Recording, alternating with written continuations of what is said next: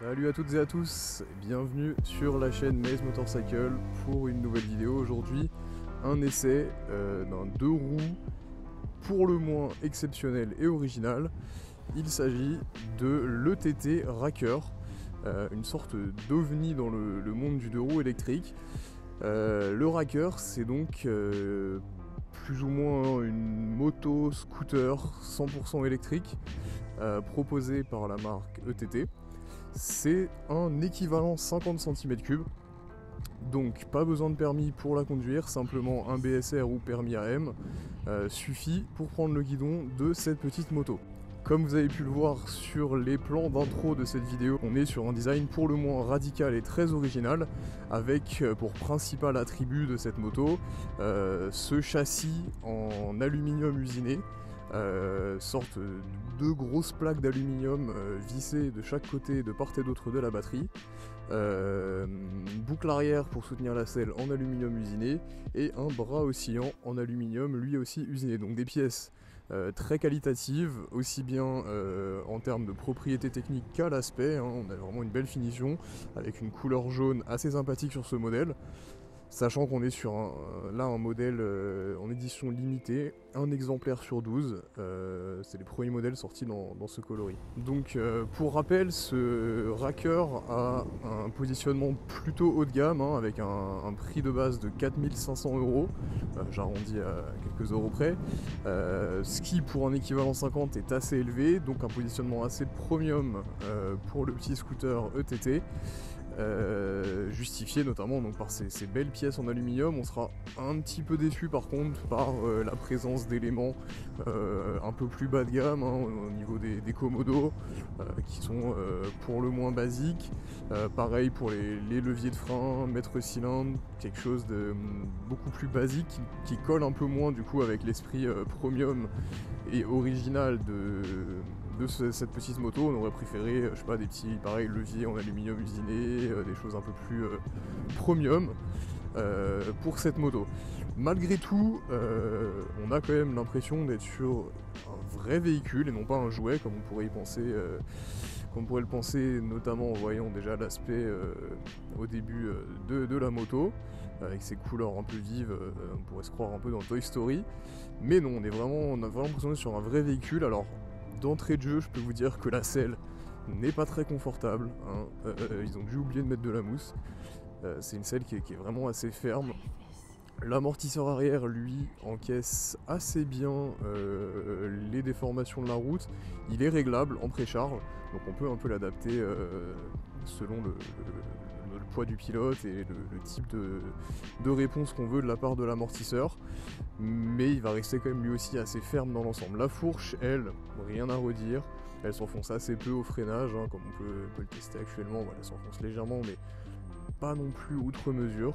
Assez confortable, ça absorbe bien les chocs. Pour continuer sur la partie cycle, on est sur une moto avec des toutes petites roues, des roues en 12 pouces, mais des pneus assez larges qui lui donnent ce look assez trapu qui est plutôt sympa. Là où par contre ces grosses roues en 12 pouces peuvent faire pâtir un petit peu la moto, c'est en termes de maniabilité. Parce que malgré sa taille de guêpe, comme on peut dire, la maniabilité en roulant est un petit peu déroutante au début, et ça je pense c'est aussi notamment dû au centre de gravité qui est assez haut étant donné que la batterie est tout en hauteur, donc on se faufile partout, mais par contre la moto il faut l'emmener un petit peu pour la pencher. Sinon en termes d'ergonomie de conduite, le dos est assez droit, on a un guidon qui est assez relevé, tête de fourche pareil, les pontets qui sont assez hauts.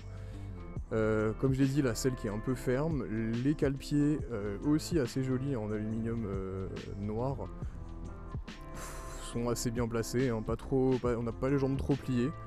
C'est un peu encore une fois déroutant de ne rien avoir à serrer entre les jambes, entre les genoux, étant donné qu'il n'y a pas de réservoir d'essence, la batterie est donc très fine. Mais franchement, la position de conduite est loin d'être aussi originale et déroutante que le visuel peut le laisser paraître. Au niveau du freinage maintenant, c'est un peu déroutant, je dois dire. parce qu'on a des freins qui ont beaucoup de mordants. Ça freine vraiment bien dès les premières touches du levier de frein, ça freine assez fort. Par contre, les roues et notamment la roue arrière ont tendance à se bloquer très facilement.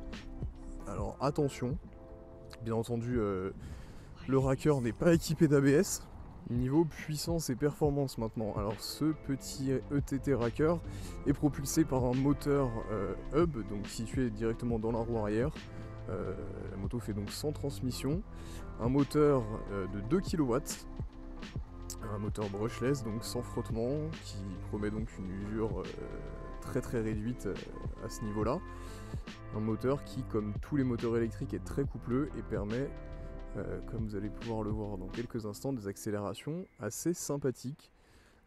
Franchement, pour un 50, ça accélère bien, on a des petites sensations, alors faut pas non plus s'attendre à être sur une bête de course, mais c'est très honnêtement l'un des équivalents 50 les plus vifs en accélération qu'on ait eu la chance d'essayer. Donc voilà, dès qu'on tourne les gaz, ça part. Cependant, c'est assez bien réglé, il n'y a pas d'à-coups, donc on a globalement une gestion des gaz qui est plutôt confortable et convaincante. Ce moteur donc de 2 kW est alimenté par une batterie au lithium, une batterie qui sort 72 volts et si je me souviens bien 35 ampères-heure, quelque chose dans ces eaux-là. Ça permet, en termes plus clairs, une autonomie annoncée par ETT entre 100 et 120 km, ce qui est très convaincant pour un scooter moto de cette catégorie. C'est très clairement l'une des meilleures. Alors on n'a pas l'occasion dans ce test de tester pleinement l'autonomie, mais à ce que je vois, d'après le peu qu'on ait roulé pour l'instant, on n'a presque pas consommé l'énergie de la batterie, donc bon point pour le petit Racker. Gros point noir par contre au niveau de la batterie par rapport à un nombre de ses concurrents, c'est qu'elle n'est pas amovible. Donc à tous ceux qui n'ont pas de prise dans leur garage ou qui doivent garer leur moto scooter dans la rue, je suis désolé mais ce Racker n'est pas fait pour vous. Ce qui est assez marrant par contre, c'est l'attention qu'attire ce petit engin. Alors forcément en plus dans ce jaune assez flashy, on attire plus ou moins tous les regards des gens qu'on croise. Pour conclure sur ce petit Racker, je dois dire tout d'abord que c'est une machine qui est très fun à conduire, hein. Là-dessus il n'y a pas de doute. On a un moteur qui est franchement péchu, une partie ici qui permet de s'amuser un petit peu. On a quelques défauts, comme j'ai pu dire, au niveau du freinage, un gabarit qui est un petit peu déconcertant, et surtout on a un look qui est très très sympathique, pour le moins original on va dire. Un look qui peut déconcerter certains d'entre nous, mais qui pour ma part est assez séduisant. Je dois dire que ça attire les regards, ça c'est sûr. On est sur une moto qui est presque plus proche de l'œuvre d'art, on pourrait dire, que du vrai véhicule. Mais ça marche, c'est un package qui est assez marrant. Je pense pour ma part que son plus gros défaut va être son prix, parce que voilà, pour 4500 €, pour un équivalent 50, on est quand même en droit d'attendre des prestations des plus hauts de gamme que ce Racker malheureusement ne propose pas sur toute la ligne, hein, comme j'ai pu le dire, notamment au niveau de certaines finitions. Voilà, on est en droit d'attendre un petit peu plus de cette moto, et surtout à ce prix. Néanmoins, si vous avez 4500 € qui traînent sur votre compte en banque et que vous avez de quoi charger la moto directement dans votre garage, très franchement, si le design vous plaît, n'hésitez pas, hein. C'est une moto qui est franchement fun à conduire, qui dans Paris se débrouille hyper bien, étant donné qu'on passe vraiment partout, on se faufile.